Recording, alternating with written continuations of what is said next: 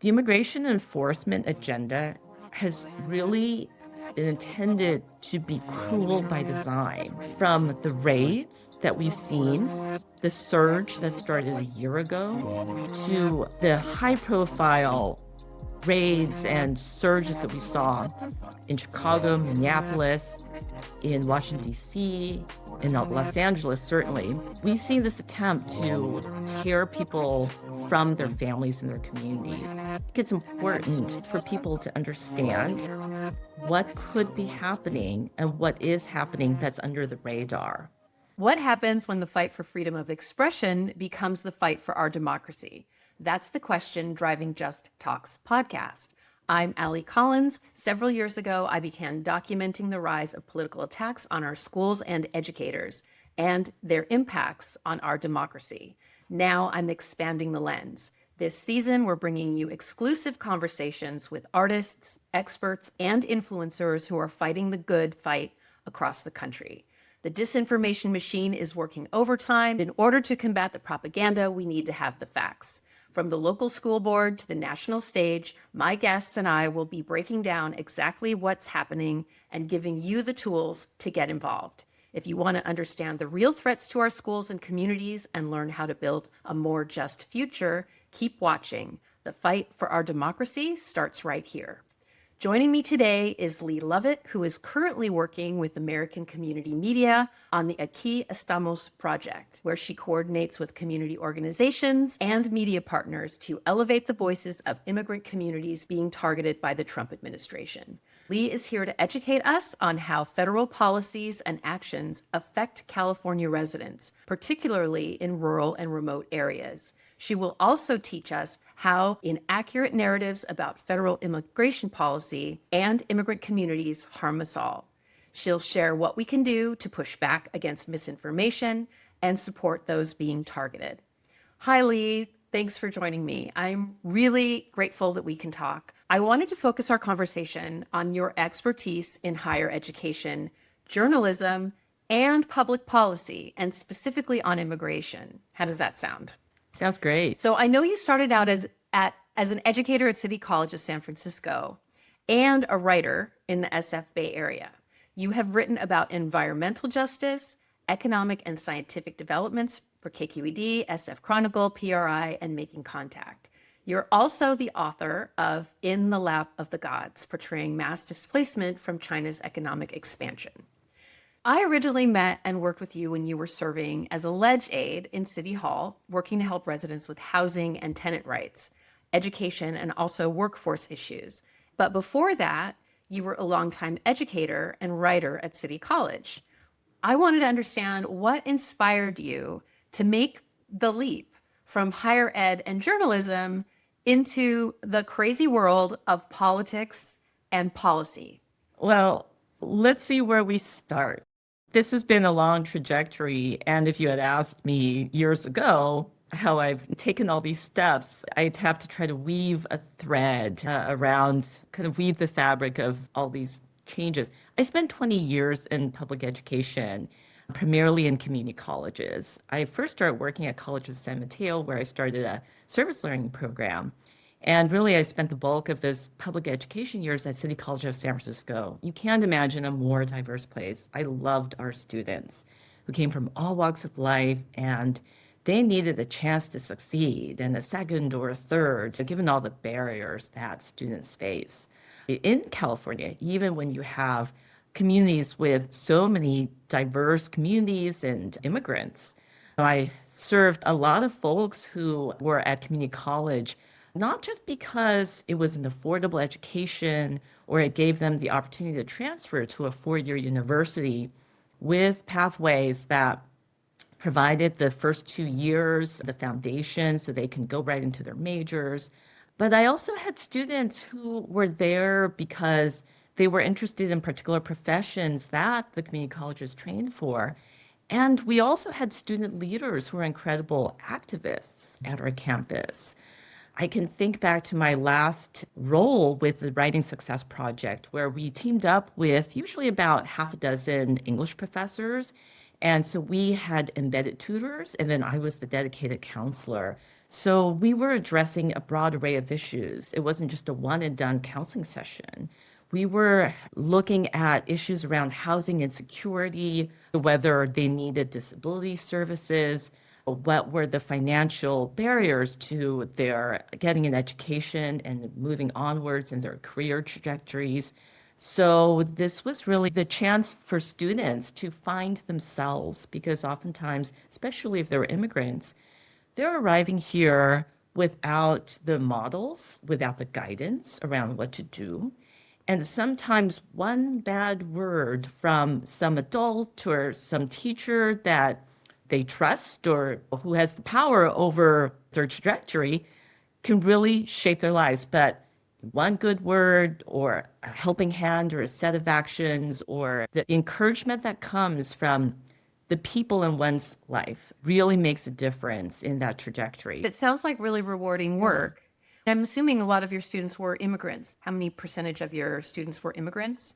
I would say at least 40% of our students were immigrants. And then when I worked in the child development department, where I counseled a lot of students who were actually working full time, often in preschools, early education, I would say that was way higher. I was counseling in Cantonese and Mandarin. So that was probably upwards of 70 or 80%. So you were Yeah. working with folks who were, trying to access, I sometimes I get annoyed with this term, but they were trying to access the American dream.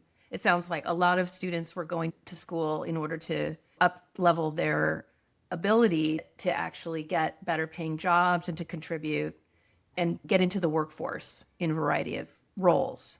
Yeah.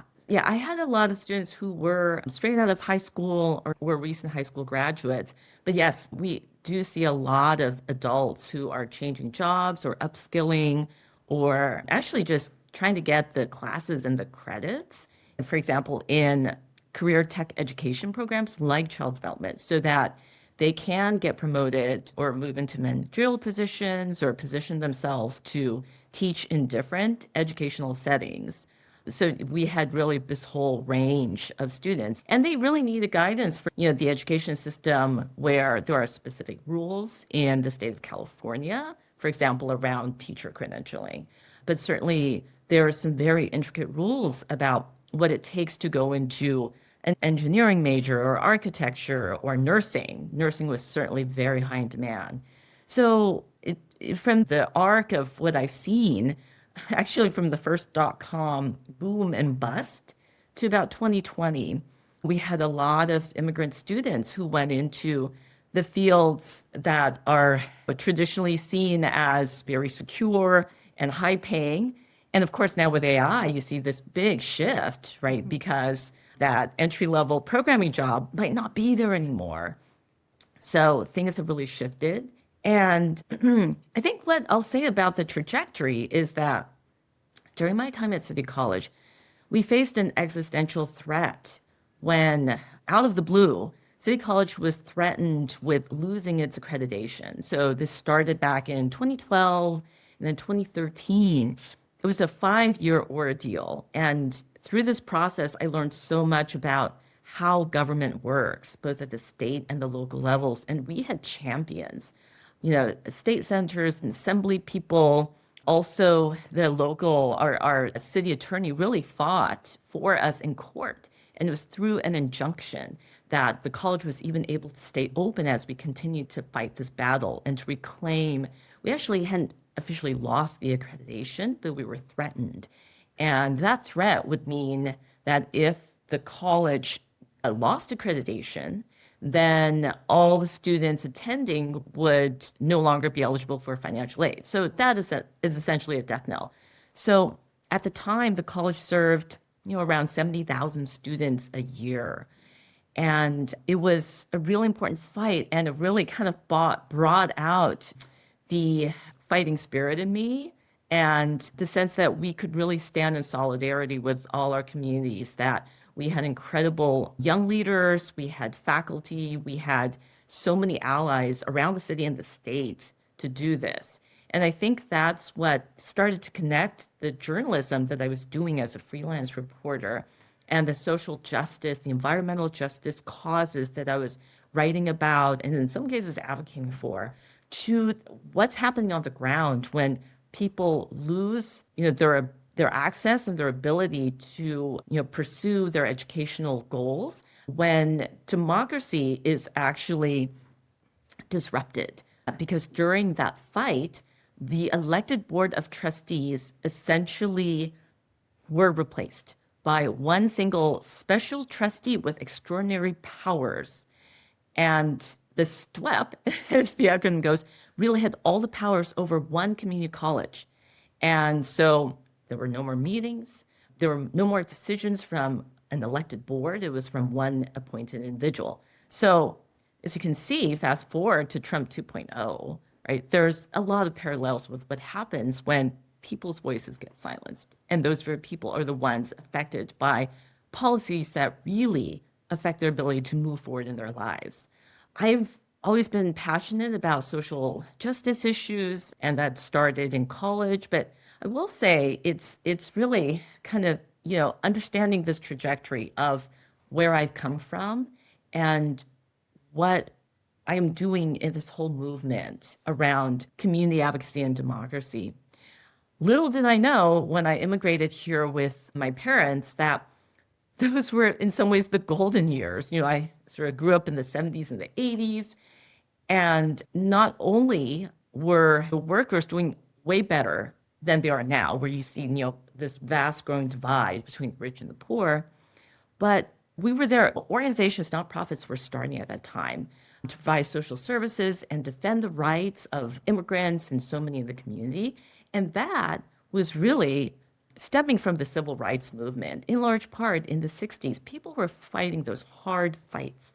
The fact that my father could even immigrate was because finally in the 1960s, the racist laws that had literally shut out immigrants who could legally come here from Asian countries was finally lifted. And that was deeply connected to the civil rights movement. And so the reason that I am here, that the people around me are here to do this work, goes back to those people who had fought the good fight really 70 years ago, but over decades. So I think that motivates me in what I'm doing, realizing that our fights are not alone in any particular ethnic group or community, right? There's so many parallels. And so when I was doing my journalism early on, I was really interested in what was happening to farm workers who were being literally poisoned down in the fields. I did this investigative report back in 2013, a documentary that was focused on a World War II era pesticide that had been banned at that point 10 years prior for in-home use, but it was continuing to be used in the agricultural fields and subjecting, frontline workers, farm workers, and their families to this dangerous pesticide. That's been a political football through these years of the Obama administration finally trying to ban this, and then Trump comes along in his first term. And so what I have seen politically, as we are seeing now with this immigration fight, is that the battle can be long, and the communities can really get bruised. They're dealing with the traumas of generations, and yet there is so much strength. There is so much resilience. And so in our work at Aquí Estamos, we have a team of media reporters, many who are quite seasoned with decades of experience, from the North State down to Los Angeles, Bakersfield, Fresno, Riverside, all these areas that people have called home for generations, whether or not they have papers, whether or not they have the support to do what they're trying to do, which is to make a living, to support their families, to make things better in their corner of the world. So what specifically is your role? You're not a journalist specifically, but you're helping journalists to get stories published and to get the word out. Can you explain? I know you're also doing work with community organizations that are local.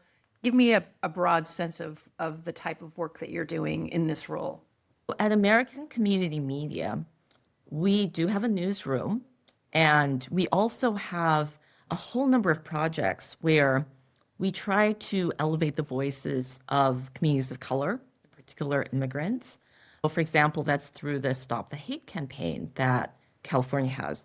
It's through the state's Department of Healthcare Services, where we try to bring greater healthcare access to immigrant communities. And it's through this immigration reporting project. We have reporters who are in rural and remote places who have stories published in their media outlets. But through this project, we're able to broadcast those stories out more broadly. And we're also able to do collaborative stories. So, for example, with the Last No Kings, we had a whole roundup of coverage from all our communities that are connected to the project.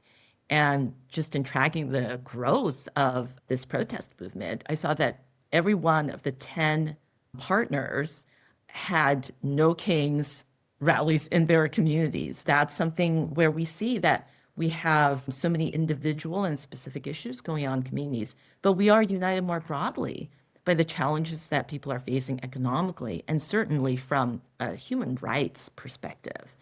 When you see that people are being detained, taken away, denied their rights, denied due process, that is a serious challenge for our democracy and not just for people who are not born here.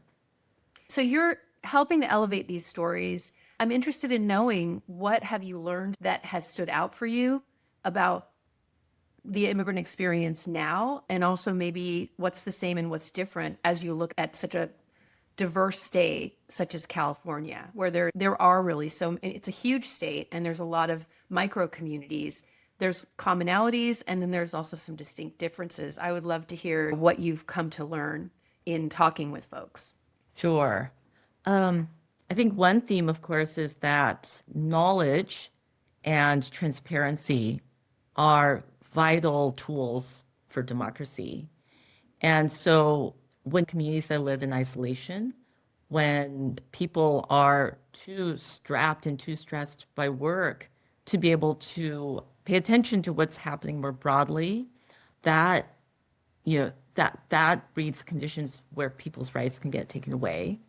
Certainly, there's a lot of information that gets passed on through social media, and that can be a very powerful tool. We've actually seen that there are farm workers who are influencers with large followings. We've seen some outlets in these areas have an incredible reach, and they do that through social media. At the same time, it's really hard for the decision makers, local and state policymakers, to really respond fully and to hear about what exactly is happening unless there are people fighting the fight. And I'll give you an example. So we have a community partner in Santa Maria, which is in Santa Barbara County. It's 80% Latinx. And she recently received an award as one of the Women of the Year in Assemblymember Greg Hard's district.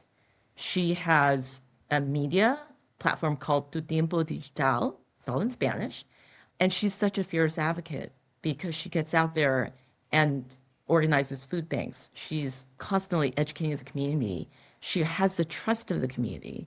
So we also have these in-person community events that we're organizing as part of the Aquí Estamos project. And that was the first one that we did back in February. This was 2 months after they suffered terrible raids, immigration enforcement raids, in December, right after the holidays. People were taken away. People were living in fear. And when we arrived in February, the shopping center was pretty dead, right? Like, businesses have been impacted. They continue to be impacted. And so here we arrive in February, and we organized a healthcare access event for the community. And we had 300 people turn out. Everyone brought their families. It felt very festive. It was an occasion to gain information. And we had deputy directors from the state health department. We had county, public health officials, and we had SenCal, which is one of the key local providers for Medi-Cal. And they were trying to navigate the fine line in encouraging immigrants to seek access to healthcare, because that's one of the areas where people are afraid to show up. They're afraid to send their kids to school. They're afraid to seek healthcare because literally there could be ICE lurking around the corner. They're not sure sometimes where their next meal might come from if there are challenges with workplace raids. So in that context, it was a huge accomplishment and really to the credit of our media partner who has built that trust in the community. And so, we were able to do this. We recorded it so folks who could not be there could access this information as well. And we really were trying to put the information in language that people could understand. Healthcare can be incredibly challenging and complex, especially here in the US. And the rules and what is happening to healthcare access with Medi-Cal and Medicaid more broadly, also Medicare, and then other federal benefits like SNAP are going to be tremendously impacted by the so-called One Big Beautiful Bill. They always say that budgets are a statement of values. We say that here in San Francisco, where I have worked in those legislative aid roles that you mentioned, where I've also done policy advocacy, and we really see that all over. So here in California, which is the focus of our immigration reporting project, we're seeing that state lawmakers are really trying to support immigrants. And the tension, of course, is that, you have a budget where from year to year, you're dealing with these deficits because structurally, we're not generating enough in not just stability in certain taxes, right? But we're letting corporations get away with so much that as they're enjoying tax cuts from the Trump administration, from the first Trump administration, what we're seeing is that communities are literally being starved of the resources. A big chunk of the state budget goes to education, and yet our public schools continue to struggle, and public colleges and universities are very much in that mix as well. So it's unstable by design, and it just puts people on edge. And how remarkable is it that people from communities of color have really tried to navigate all the different and difficult systems and processes in order to access education, contribute to the workplace, access healthcare, right? Take care of their families and their communities. The immigration enforcement agenda has really been intended to be cruel by design. From the raids that we've seen, the surge that started a year ago, to the high-profile raids and surges that we saw in Chicago, Minneapolis, in Washington, D.C., in Los Angeles, certainly, we've seen this attempt to tear people from their families and their communities. It's continued to happen, and it might not be as high profile because we're in the midterm elections, but it's happening in a number of different ways. And so I think it's important for people to understand what could be happening and what is happening that's under the radar. I'm interested in this idea. You've been talking about this one reporter or journalist that you've been working with, and this trust that she has with the community allows her to cover certain issues in a way that maybe another reporter might not, right? And for me, it speaks to independent media and media that is focused on a specific audiences that don't normally rise to the level of importance, right? In the civil rights era, there was Black independent media. And because of that media, there was a certain level of accountability that they were able to talk about issues. Maybe it wasn't in the mainstream media, but it kind of held people accountable. And we've been seeing, obviously, a lot of shifts in a lot of these larger legacy media. They're getting bought up. They're held by fewer and fewer people. And a lot of local media, even in San Francisco, the time, we lost a lot of smaller independent media. How are you able to help support local journalists or journalists with a specific cultural awareness, right? Because each community has its own issues, and that knowledge helps you to cover things in a way that might not be even picked up on in a mainstream news story. When a community member is able to speak about their own community, it's very different than when somebody else comes in and covers it. Can you Share your thoughts on that. I'd be very interested in hearing how you're seeing this work show up in the types of reporting that you're getting or the news stories that you're able to elevate. Yeah. I'm hearing two parts to this Yeah. question. And one is around the role of ethnic and community media in their communities. And then this other question around the power of narrative and the shifts that you can see when, people hear things through a specific lens, and then they might relay things back through their lens or their perspective. So, so ethnic communities have their small functioning and sometimes large ethnic media outlets, and they're in print, they're on the radio waves, and in some cases there are television channels. And we have in San Francisco and the Bay Area, we have a great ecosystem around that. And that's largely under the radar and out of view of the mainstream, because these are serving in communities where people have come and established their lives. When we had an award expo for ethnic media last November, we had perhaps 80 media outlets that were just exhibiting. And then we handed out dozens and dozens of awards in like 7 different categories. We had perhaps 300 people attending that event, without the ability for people who are kind of functioning in their different spaces to see that this is really a broad ecosystem. We kind of think that there's no power in ethnic media. And yet, I think when politicians are running for office or reelection, they do understand that. So, the ones who do have connections to ethnic media are very much trying to engage with ethnic media. And as I mentioned, when state policymakers see the value in engaging ethnic media, for example, to reach difficult to reach groups for the census, or they have particular policy objectives around healthcare that they need to accomplish, they know where to turn. And we've been one to convene and hold this bigger tent so that these organizations can come and reach out, and sometimes it's around issues like scams that seniors in ethnic communities have fallen prey to.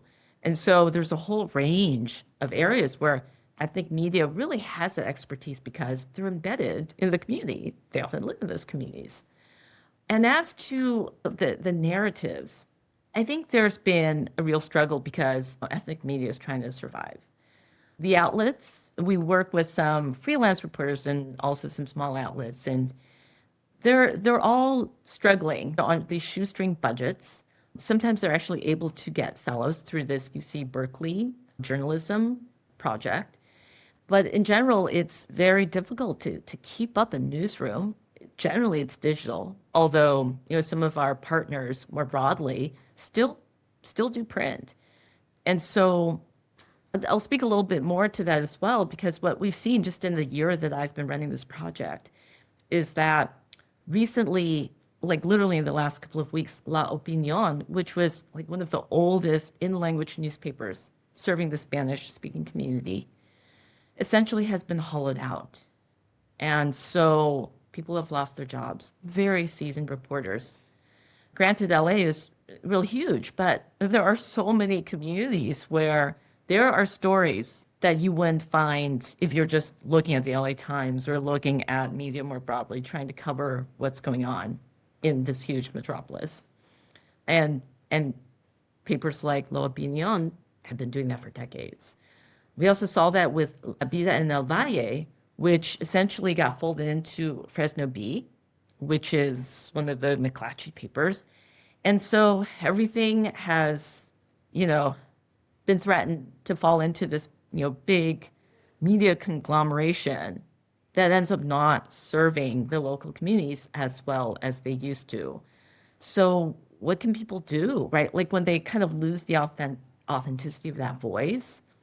You asked the question.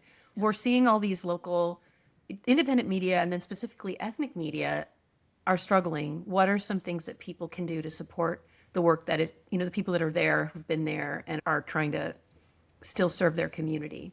I think it's being engaged locally. And so it doesn't have to specifically be in media, but in local government, but also governance, right? Like what's happening when there's a wildfire in your community and people are trying to keep everyone safe? What's happening when the cost of living and groceries continue to go up? There's something that's outside of our control.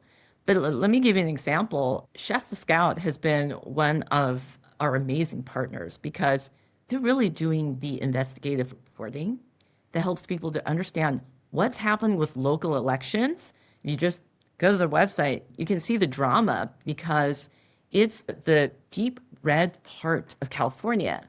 People look at California and they go, oh, it's a blue state. Well, it's really kind of a patchwork because there's not just conservatives, there's actually right-wing extremists that both conservatives and liberals, however you want to categorize, are quite concerned about because they've been operating at certain levels of government, including the elections office. So people are actually really engaged. They showed up at city council meeting a couple of weeks ago, or actually I think it was the county board of supervisors in Shasta.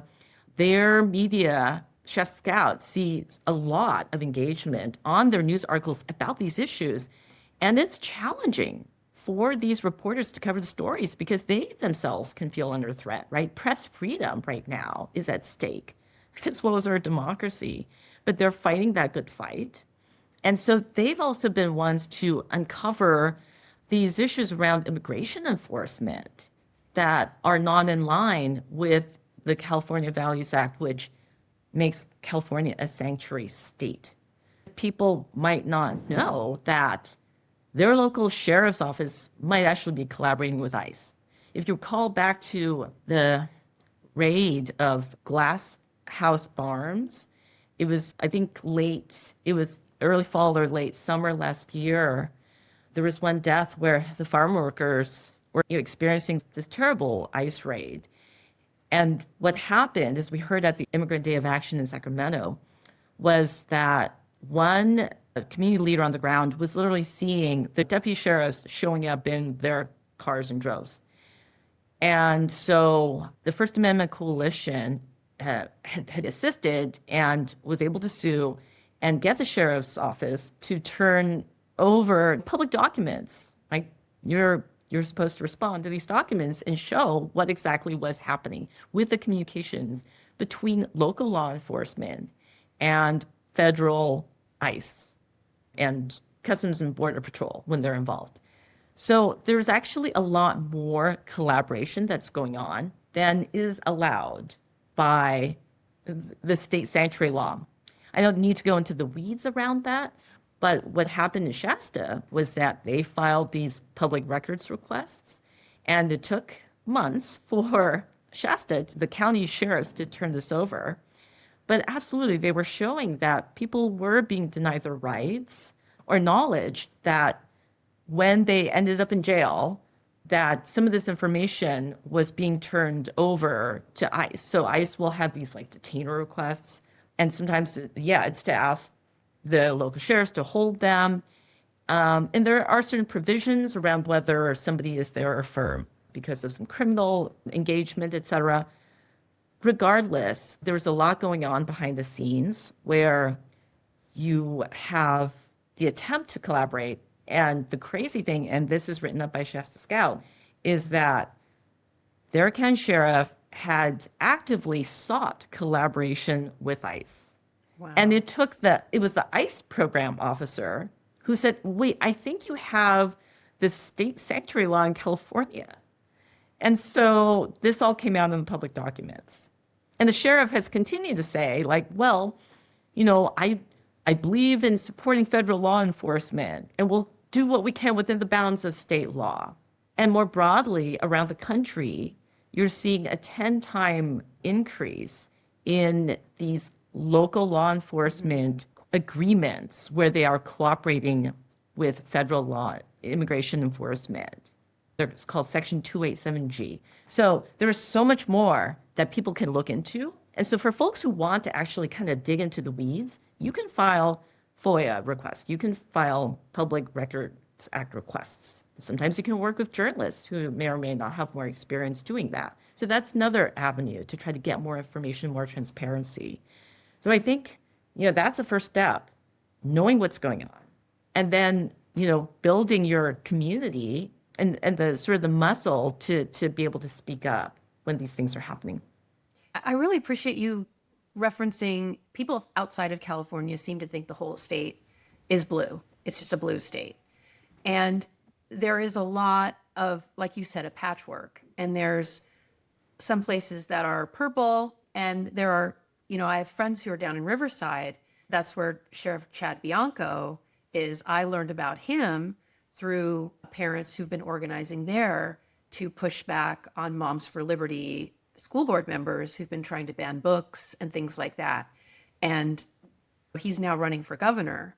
So it is important, but I think a lot of people in larger cities tend to disregard what's going on in other parts of the state, and they don't realize we're a whole state and we are impacted by what's going on in other places. I've heard people in San Francisco say, oh, well, that's Southern California, in a kind of a disparaging way, like, oh, I'm glad I don't live there. But we are impacted by one another, and it is important for us to know what's going on.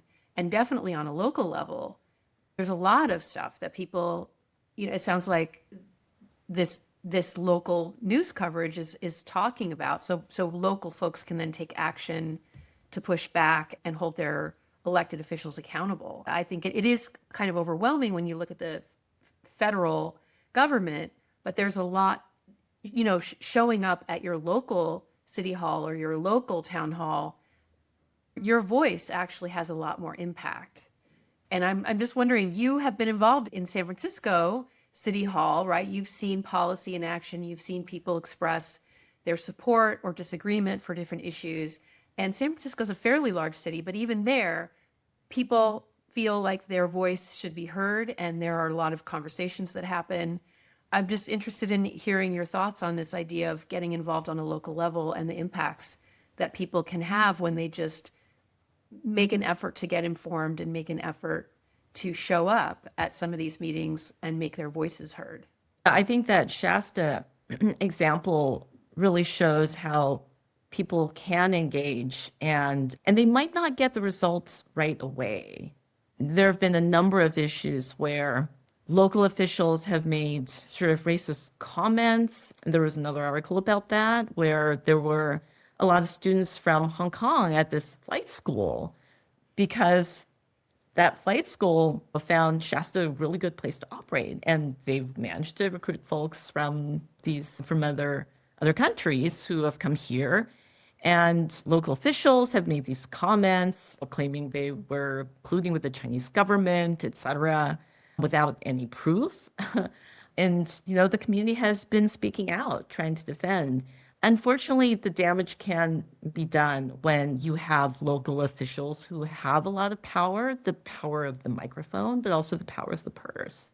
And it's not a battle that's won in a week or a year. And I've certainly seen that here in our local government in San Francisco. We're in a very difficult place right now. And I just won't mince words because what is happening federally is really impacting what's happening at the local level. And yet for folks who want to engage at that local level, it is important to make sure that the local dollars are still being spent wisely.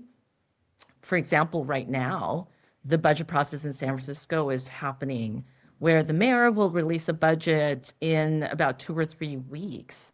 And that should be the beginning of it because the Board of Supervisors very much has a role in trying to shape that budget so that community services will not be terribly impacted, that all the vital services that government provides will continue to operate.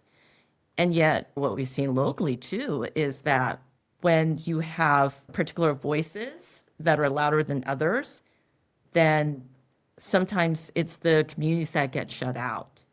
And so it takes so much effort, right? Because, if we have the power of the people, well, sometimes it takes like 100, 1,000 people to show up and speak out when it's just a quick signature from some local official that can really change what's happening in terms of funding allocations.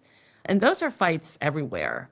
And certainly that's the case with school boards as well.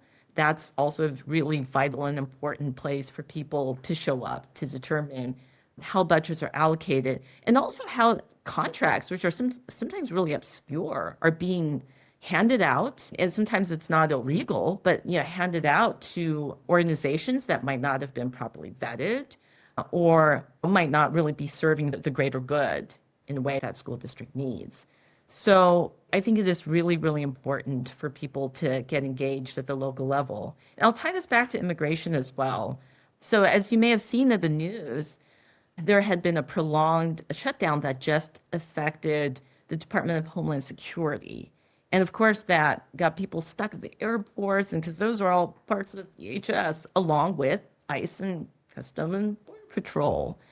So unfortunately, after this long standoff, the U.S. Senate is headed to a vote probably next week to add even more money to the coffers of ICE and more broadly DHS for immigration enforcement. We're talking another $70 billion for DHS. And so you have literally this crazy big budget that goes past the end of the Trump administration to the end of 2029. And it's spending that literally just doesn't have any guardrails. And how does that impact us locally?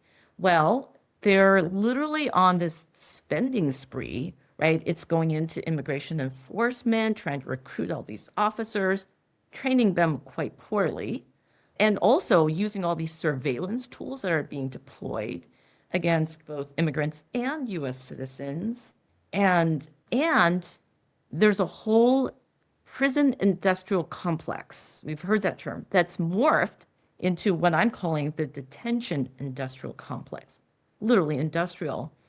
The former DHS Secretary Kristi Noem, who lost her job a few months ago, had a whole plan, a quite fast-track plan to convert warehouses into detention centers. We're starting to hear these facilities referred to as concentration camps because that is what they are. And if that term has any meaning for folks who have lost their liberties and their lives and when people have lost family members, like that should really mark a part in our history, a dark, dark part that we have not climbed out of, that we are in the midst of, that we need to fight against. And some of that fight is local because there are communities around the country that are speaking out against these detention facilities. I remember a year ago, Monica McIver showed up in New Jersey, where she's a congresswoman, along with Mayor Baraka, to speak out against the new detention center that was being constructed there. And it's just unconscionable. I mean, they literally were handcuffed and pulled away. And then there were lawsuits that were filed against the congresswoman. But these tactics are being used by an authoritarian state. And what can we do about this? With the detention centers, it's actively organizing. So it's not just showing up at the No Kings rallies. It's organizing with people in your community to find out what are the channels for engaging your local officials about any potential new centers that are being opened. This is happening right in our state because now we have 8 detention centers. We had 6. And then Trump administration has been moving these along. But the largest California city really moved through, and the city council was pretty helpless. But then people started to find out, and they were showing up in droves. And their, city council meetings were hours long with people giving public comment and coming from places far and wide. I mean, within our communities, right? They were finding out that this new detention center was being built without really any local oversight. And shouldn't there be oversight into land use, into health and safety, into fire codes, all these issues? So, with the New Jersey detention center, those were the very issues that people were bringing up. Like, is this safe? And is this okay for local communities, right? People are languishing. They're eating spoiled food. families at the Dilley Detention Center in Texas are experiencing the same things, and children are undergoing depression and malnourishment and lack of medical care. This is happening in our state, in our country right now, and we need to speak up. So I wanted to touch on that because you hear about people talking about voter registration and the midterms, which is definitely important, but I don't think people understand that there's what you're saying is there's work to do right now. We can think about November, but right now there's things happening even in blue states like California that people could be engaging with to help push back against some of these draconian policies, right? But there is this kind of sense of like, oh, well, we'll just organize for November, but it's April or May or June, I'll kind of wait. But right now, politicians and folks are pushing forward some of these policies, and whether they're successful or not. I've even been hearing about data centers. There have been some communities that are successfully preventing some of those from being developed. But this is through local activism and local organizing that people are actually able to do that. Absolutely. Right. There are other avenues as well for people to get involved, right? Because it seems like a real David and Goliath task to try to take on a federal government that has billions and billions of our taxpayer dollars at their disposal. And people have been engaged in that fight.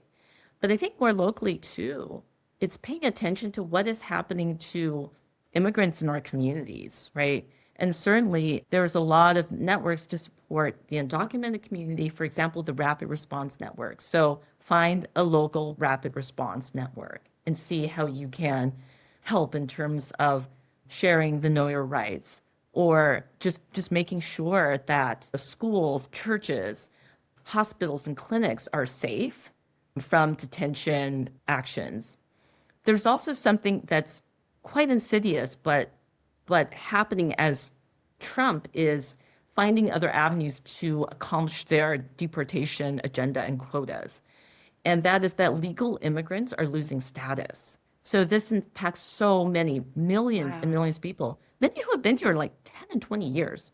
So I'll sort of name a few, like asylum seekers are at risk. I'm going to write an article about that. So I actually do get to do reporting as part of this project. There have been a slew of not just executive orders, but these administrative rule changes. And one is to essentially deny new work permits for asylum seekers. That's what they're trying to push. And so we're talking about millions of people in our communities who won't be able to get jobs. Or if they already have the work permit, it will be very tough for them to renew. So these are folks that are going through the system, right? They're not sneaking in. If they're applying for asylum, they're doing it the right way, right? And in a way, what I'm hearing you say is that it's very high profile if you do a big ICE raid, but they're still doing that. But they're also maybe trying to get more creative with how they do these things administratively. When you make a change on policies that most people don't pay attention to, how do you fight that, or how do you even know that that's happening, right? That's very insidious. And I think awareness and knowledge is really important when it comes to people actually speaking up. Because, I mean, how do you even know to speak up if you're just assuming things are going the way they normally do? So for people who are employers or small business owners, they might not necessarily know how their employees got their work permits, but it's time for big companies and small to cut their employees some slack if they are undergoing this. We are starting to see reporting about how DACA recipients and asylum seekers and others who have these so-called temporary statuses are being impacted by these rule changes. And, when I was in community college, I worked with a lot of DACA recipients. And as folks know, they are dreamers who often came when they were very young with their families. So they did not realize that they were undocumented. And there's been a series of laws that have allowed people to continue to live in the US and to be able to work, to go to school, to get financial support for going to school, et cetera. So DACA recipients are now under threat as well because they're seeing these huge delays in their applications to renew DACA. So some of this is legal, and certainly if somebody has the legal background, perhaps they can offer pro bono services.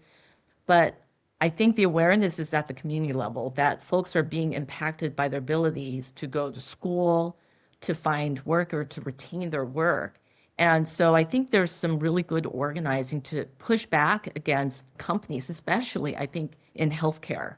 So Kaiser, any of those really big healthcare organizations are potentially going to lose a lot of employees due to these shifts. Another big category is called temporary protected status holders, TPS.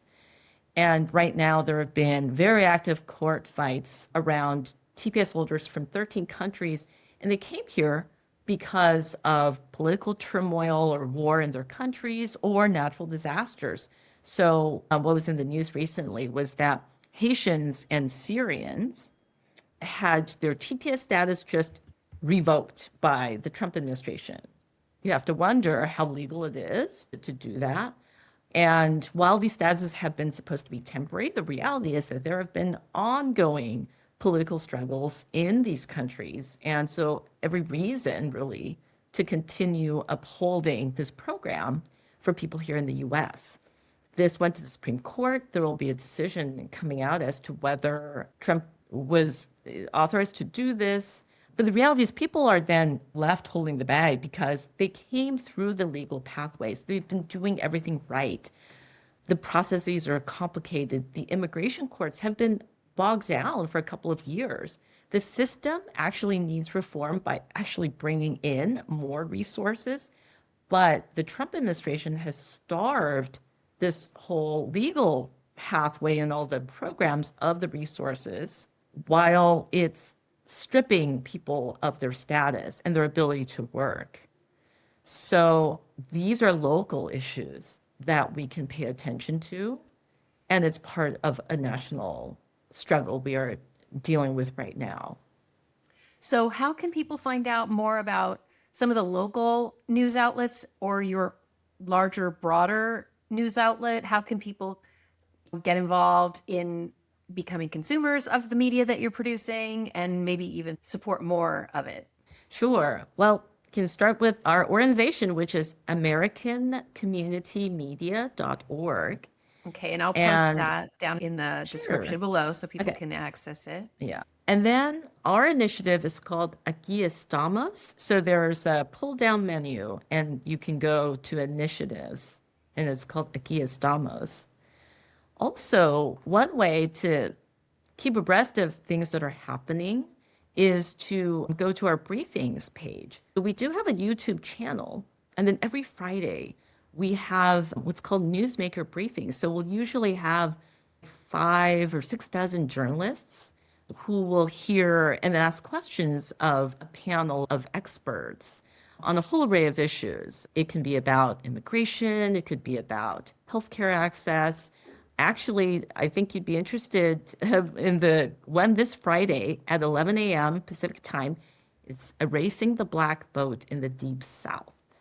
5 voting rights activists fight back. So that will be a really good one to tune into. So for the public, they can tune in on the YouTube channel. They can just go to that webpage under our briefings section and events and the briefings, and then just be able to tune in. And we also do these video clips at the end. So, an hour is a long time, right? But we'll usually chop it up and that will show up on our homepage, AmericanCommunityMedia.org. And so if people miss them, can they go back or can they see previous recordings as well? Because by the time this interview gets posted, that will probably already have happened. But I definitely think there's people who are going to want to see that. Would they be able to see that if it's already happened, or can they go back in time? Yes, so they can see the video recordings for the briefings on that briefings page. So it's chronological, and they could also do a search. You can also sign up for a newsletter. So there's a way you can sort of check boxes for the main newsletter that goes out. For my newsletter, which is Aquí Estamos, goes out every other week. And then also to get on the briefings. And if you have viewers who are also writers. They're absolutely welcome to join and then just get on the briefings list. So you actually get onto the Zoom and you can ask questions of the panelists. Oh, excellent. Any links you want to give me, I'll post them down in the descriptions below so people can access them immediately. And is there anything else that you'd like to add that you want audience members to know about or support, or just any final thoughts that you have? Sure. I would say right now is the time to stay in the fight and to know that we're not alone, and that we do have the strength in the communities that we engage with and live in. Thank you so much. I really appreciate you taking the time to speak with me. I appreciate all that you're doing in helping us all to be more educated, in elevating voices that are often unheard, and also connecting us through these resources. It sounds like this is a touch point for us to get knowledgeable and also find out about more folks who are doing the work. So I really appreciate you and your time, and I will definitely be following. I'm on the newsletter, so I do get those great reports, and I encourage folks to do that as well. Thanks a lot for taking the time, and I'll talk to you later. Bye. Thank you, Ellen. Bye. What a powerful reminder that the fight for our democracy isn't just happening in the halls of Congress, it's happening right here in our neighborhoods, our school boards, our city councils, and our local newsrooms. As Lee points out, we can't wait until November. The administrative changes affecting asylum seekers, DACA recipients, and other legal immigrants are happening right now. And while federal rhetoric grabs the headlines, the most critical battles are being waged locally, from budget cuts to the erosion of independent voices. But here's the good news. We are not powerless. Whether it's joining a rapid response network, filing a public records request to expose local ICE collaboration, or simply subscribing to an independent ethnic news outlet, every single one of these actions built a stronger shield for our communities. To make it easier for you to get started, I've created a one-page action guide that lists every single step we've discussed today. It's a quick reference sheet to help you pick your next move. You can download it for free on my Patreon page. The link is right there in the comments below. So here's my challenge to you. Open that guide and pick one thing to do today. Maybe it's attending your next city council meeting. Maybe it's donating to a local ethnic media outlet that's struggling to survive. Or maybe it's just tuning into the newsmaker briefings every Friday at 11 a.m. Pacific time. Whatever it is, commit to it. And I want to hear from you. Are you already taking any of these actions? If so, share your story in the comments below. I'd love to celebrate your wins with you. And if you haven't started yet, tell us which one additional action will you commit to going forward. Let's fill the comment section with hope and determination. Because when we organize, when we speak up, when we support one another, we prove that the fight to protect immigrants and our democracy is a fight we can win together.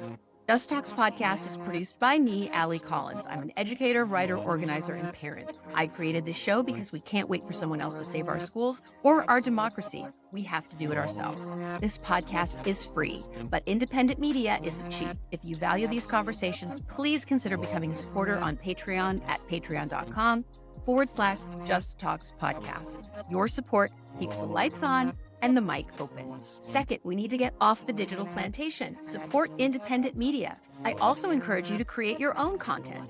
This month, I'm launching community-based office hours and a Writing is Healing group. Click the link in the description to get the newsletter so you don't miss the launch. Third, don't forget to support the changemakers featured in the podcast, checking out resources and links in the description below. Finally, thank you for listening to Just Talks. Please like, subscribe, and share this video. Every share is a signal boost. Stay engaged, stay hopeful, and I'll see you in the next episode.